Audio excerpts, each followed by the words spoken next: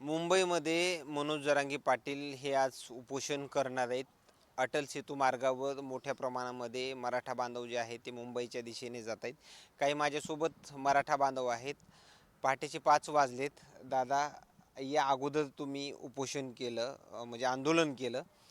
ते आंदोलनामध्ये आणि या आंदोलनामध्ये काय तुलनात्मक फरक दिसून येतोय? दोन्ही आंदोलनामध्ये फरक तसा जास्त नाही आहे. फक्त गेल्या जे आंदोलन केलं होतं सरकारला आम्ही विनंती केली होती किंवा दादांनी निघतानाच मुंबईपासूनच उपोषण चालू केलं होतं की गेल्या गेल्या वेळेस त्यावेळेस शिंदे साहेब मुख्यमंत्री होते. त्यावेळेस काहीतरी मार्ग काढू म्हणले होते आणि मार्ग काढताना आम्हाला काही आश्वासनं दिले होते. मुंबईमध्ये आलं, आपल्या वाशीमध्ये आल्यानंतर आम्हाला तर आम्ही एक मुक्काम केला होता. त्या दिवशी त्यांनी सांगितलं तुमचा सगळ्या सवऱ्याचा अध्यादेश तुमचा पारित करू म्हणून असं त्यांनी एक आम्हाला लेखी आदेश काढला होता.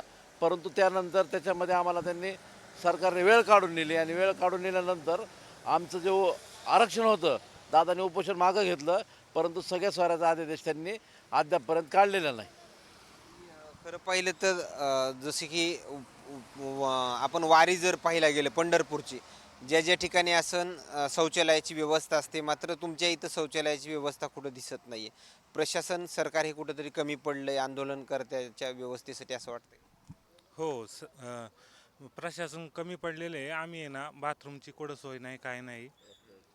रस्त्यावरच आम्ही हे करतो, टॉयलेटला वगैरे जातो. आता हे जे पाणी वगैरे हे आहे, हे सर्व आपल्या आपल्या लोकांनीच केलेलं आहे सगळं. त्यानंतर प्रशासनाकडून काही मनाई वगैरे केली जाते. नाही, प्रशासन काय मनाई केलेली नाही आहे, पण आमचा एकच हेतू आहे की आरक्षण घेतल्याशिवाय मागं येणार नाही. मग म्हणले ना प्रशासन, तुम्ही रस्त्यावरच कसे बसू लागले? नाही, आता हे म्हणले नाही काय अजून आम्हाला म्हणजे प्रशासन. थांबवण्याची वेळ नाही ना ही. ते जे आलेलं आहे ते तर करावंच लागणार आहे. हा, ते काय रोखून जमत नाही. तुम्ही काही जरी केलं तरी ते बसायचे तर बसावंच लागणार आहे, जावंच लागणार आहे. त्यामुळं रस्ता प्रशासन यामध्ये कमी पडले असं वाटतंय.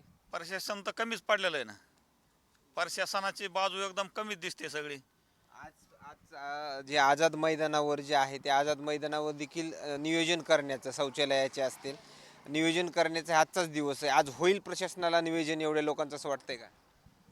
प्रशासन काहीच नियोजन करू शकत नाही. फक्त ह्याला मार्ग एकच आहे, प्रशासनाने मराठा समाजाला आरक्षण द्यावं, एवढाच मार्ग निघू शकतो. नाही तर बाकी परिस्थिती गंभीर होऊ शकते. या अगोदर जसं की मनोज जरांगे पाटील मुंबईच्या दिशेने निघाले होते, त्या दरम्यानच 2 दिवसापूर्वी जरांगे पाटील यांना मुंबईमध्ये येऊ देऊ नका, आंदोलन करू देऊ नका, असं सदावर्तेंचं वक्तव्य होतं. सदावर्ते म्हणजे एक एक म्हणजे माकडासारखा प्राणी आहे आणि मराठा हा वाघ आहे आणि वाघाला रोखण्याची एक माकडामध्ये किंवा एक नालायक माणसामध्ये तेवढी ताकद नाही की मराठ्याला रोखू शकेल असं. रात्री मुख्यमंत्र्यांचं स्टेटमेंट असं आलंय की जे काही दिलंय ते एकनाथ शिंदे साहेबांच्या कार्यकाळामध्ये, माझ्या म्हणजे स्वतः देवेंद्र फडणवीस यांच्या कार्यकाळामध्येच दिलंय. जे काही महायुतीचं सरकार जे होतं त्या कार्यकाळामध्ये डोकून सुद्धा या आरक्षणाच्या मुद्द्याकडे पाहिलं नाही, असं रात्रीचं स्टेटमेंट आहे फडणवीसांचं.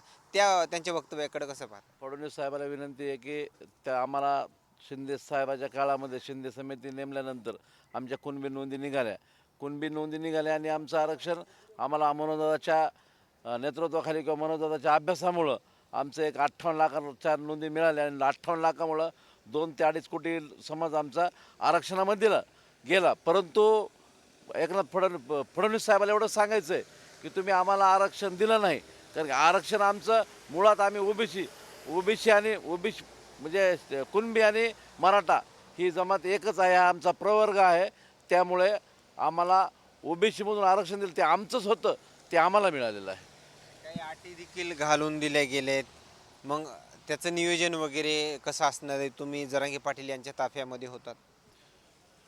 त्याचं नियोजन मनोजदादाच्या ज्या गनिमी कावा असतो, मनोजदादा एक 10 मिनटामध्ये काय करणार आहेत ते आजूबाजूच्या लोकांना पण माहीत नसतं.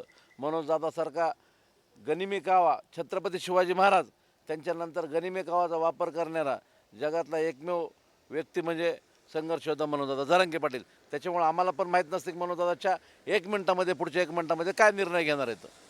ओके धन्यवाद. या ठिकाणी आलेल्या प्रतिक्रिया ज्यावेळेस मनोज जरांगे पाटील हे पुण्यामध्ये होते त्या अगोदरच बरेच मराठा बांधव जे आहेत ते मुंबईमध्ये दाखल झाले होते, मात्र तोच गनिमी कावा जो आहे तो दिसत होता. जरांगे पाटलाच्या अगोदरच काही आंदोलनकर्ते जे आहेत ते मुंबईमध्ये आझाद मैदानावर दाखल झाले होते आणि आता देखील जरांगे पाटील आणखीन काही गनिमी कावा करू शकतात अशा प्रतिक्रिया ज्या आहेत ते या आंदोलनकर्त्याच्या आपल्याला आल्याचं पाहायला मिळतंय.